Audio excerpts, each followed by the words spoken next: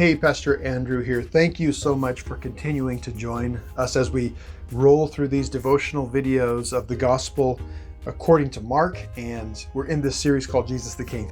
If this has been helpful for you in any way, I would ask that you like or comment or share or subscribe if you're seeing this on YouTube and keep this content moving. Well, here we are in Mark chapter 9. Let me ask you a question. What would you do if you saw something supernatural? Sometimes we read passages in scripture and we're just like, how did that look? What was that like? Have you ever tried that? I wonder if you imagine, and can you put yourself in the shoes of the disciples or in the shoes of an Old Testament prophet to say, man, what would that have been like? Mark 9 is one of those.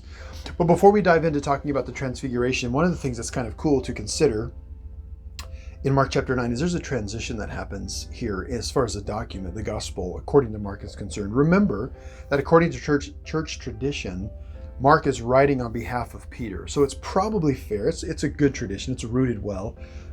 It's probably fair to say that what we're reading in Mark is Peter's experiences. And when we read the Transfiguration, it was Peter, James, and John that went up on the mountain with Jesus. And so this probably is definitely firsthand experience. Although after, I'm sure, the resurrection, they talked about all of these things in great detail. But the first 8 chapters of Mark really are just about Jesus, the person, and we're getting to know him and who he is. And then there's a shift that's more mission, and it's really more about Jesus's death. And he talks more about his death from chapters 9 to 16 from this point forward. So there's sort of a shift that happens in the Gospel of Mark. So we're reading about the Transfiguration, and this is cool because it links to Malachi chapter 4. It links back to Exodus chapter 34. Lots of things that are happening in this passage. But could you imagine yourself in their shoes? Here's what happens.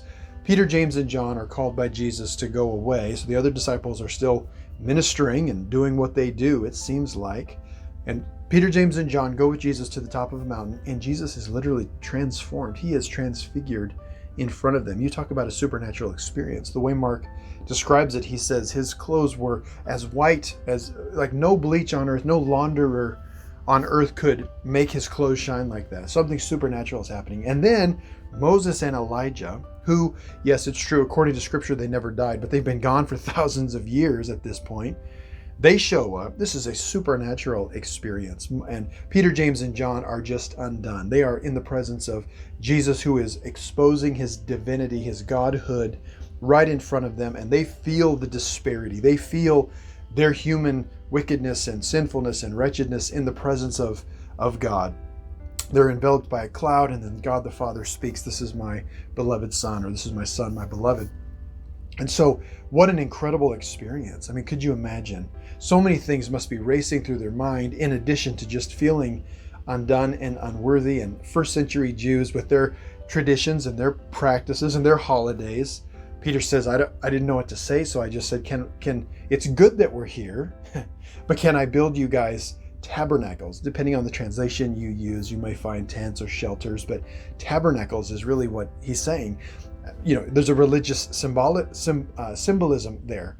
Can I build you a tabernacle? Can I build you a temple? Because, you know, you go back to the Feast of Booths in the Old Testament. Look that up and put that together with what Peter is just thinking as a first century Jew. I didn't know what to say, he says, according to Mark. We were kind of undone. It's an interesting thing. Could you imagine seeing Jesus just expose his divinity? These 3 disciples got a chance to see and know Jesus in a way that the other disciples did not and would not until after the resurrection. And so they were exposed to the power of who Jesus was. And then they come down the mountain and they have some pretty neat conversations. But let's just look. Why Moses and Elijah? There's a lot of interesting thoughts to consider. Moses, traditionally, I suppose in a lot of commentaries, Moses represents the prophetic voice, and Elijah, who was a prophet, seems like that would be an easy fit. But Malachi chapter 4 says that God's going to send Elijah before the great and terrible day of the Lord, and he's going to turn the hearts of the fathers to the children and the children back to the fathers.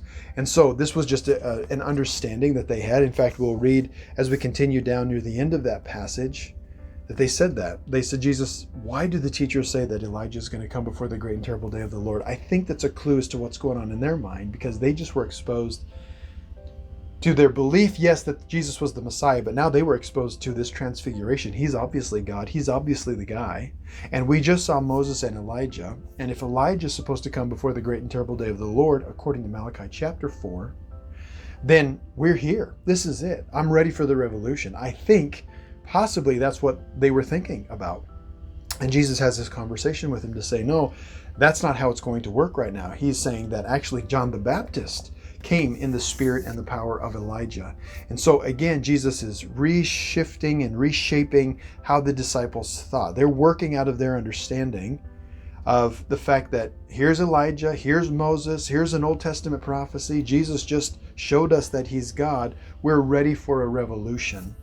And Jesus is saying, no, that's not my way. Let me change the way you're thinking just a little bit. And so he begins to predict his death. Don't tell anybody about this, he says, until after I have been lifted up, or after I've been crucified and resurrected. Then you can talk about this experience on the mountaintop. Isn't that an interesting thing to say? And then it says that they did not know what he was talking about, which is kind of funny. It's funny in the sense of, I'm sure I'm guilty of this, we're guilty of this, we just miss the obvious. Jesus just says, I'm going to die and rise again. But they're like, okay, well, obviously you don't mean you're going to die and rise again. You're using metaphors, you're using images, you're using symbols, but we don't understand what the symbolism is yet, but we'll get there. And he was just speaking rather plainly and open with them, and he will do that from this point forward to the end of the gospel from 9 to 16. So I wanted to just share that with you today. I hope that blesses you and encourages you as you read, and maybe gives a little bit more context. You can also go back to Exodus 34. I didn't even mention that part where Moses has this encounter with God, and Moses begins to is radiant, to shine a little bit radiant. He has to wear a veil over his face because being in the presence of God changed him. There's power in that. I mean, there's a whole consideration there about the disparity between humanity and God. That God is so otherworldly. He is so far beyond humanity, and yet he lovingly condescends into our world. I mean, it's a powerful consideration, and the Transfiguration points into that theological truth that really should humble us, to be honest. It should humble us that God would do that for us. But anyway, I want to share that with you. I hope it blesses you. Thank you so much, and we'll catch you next time.